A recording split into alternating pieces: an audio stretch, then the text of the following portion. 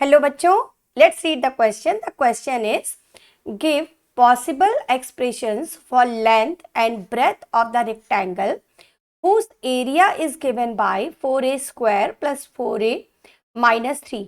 तो यहाँ पर हमें एक रेक्टेंगल का एरिया दे रखा है. एरिया हमें दिया हुआ है 4a square plus 4a minus 3. ये दे रखा है एरिया और हमें फाइंड करनी है उसकी लेंथ और ब्रेथ के लिए जो भी पॉसिबल एक्सप्रेशंस होंगे. तो सबसे पहला काम यहाँ पर हम ये करेंगे कि ये जो एरिया हमें दिया है इसको फैक्टराइजेशन करेंगे. ओके, और फैक्टराइजेशन के लिए हमें क्या करना होगा, यहाँ पर फैक्टराइजेशन हम करेंगे by splitting of middle term. कौन सा मेथड यूज करेंगे? Splitting of middle term. अब मिडिल टर्म को कैसे स्प्लिट करते हैं ये देख लेते हैं. यहाँ पर मिडिल टर्म क्या है? 4a है. ठीक है, और 4a स्क्वायर है फर्स्ट टर्म और लास्ट टर्म है माइनस 3. तो फर्स्ट टर्म में a स्क्वायर का कोफिशिएंट क्या है? 4 है. लास्ट टर्म क्या है हमारा? माइनस 3 है. तो हमने 3 ले लिया. 4 इंटू 3 हो गया ये. ठीक है, अब इनके हम करेंगे प्राइम फैक्टर्स. तो 4 के प्राइम फैक्टर्स तो 2 इंटू 2 हो गए. ओके, और 3 के लिए प्राइम फैक्टर केवल 3 हो जाएगा और 1 भी ले लेंगे क्योंकि 1 तो हर एक का प्राइम फैक्टर होता है. ठीक है ना.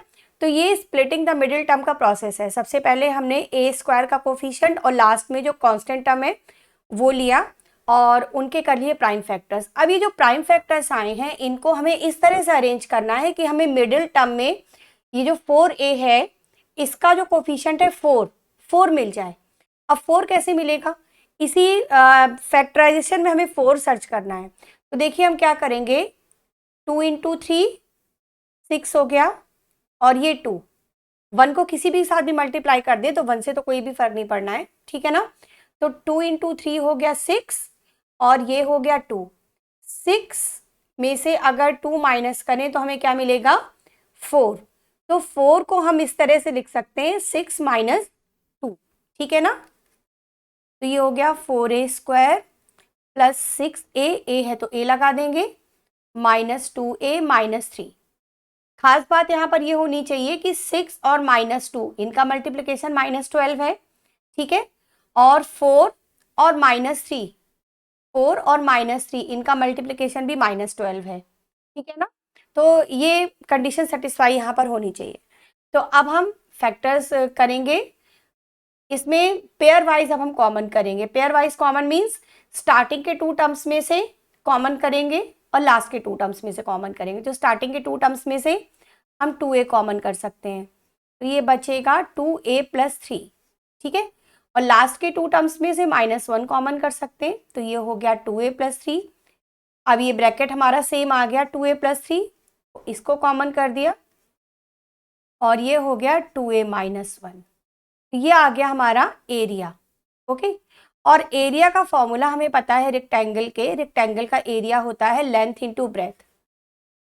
एरिया ऑफ रेक्टेंगल ये होता है लेंथ इंटू ब्रेथ.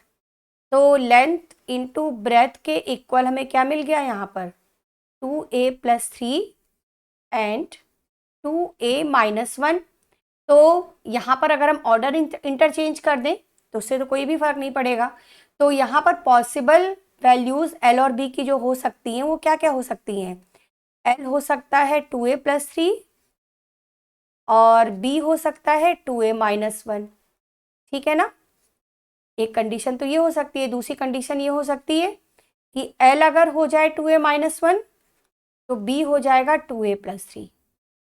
तो ये पॉसिबल एक्सप्रेशन हो गए हमारे लेंथ और ब्रेथ के लिए. Okay, hope you understand it well. Thank you.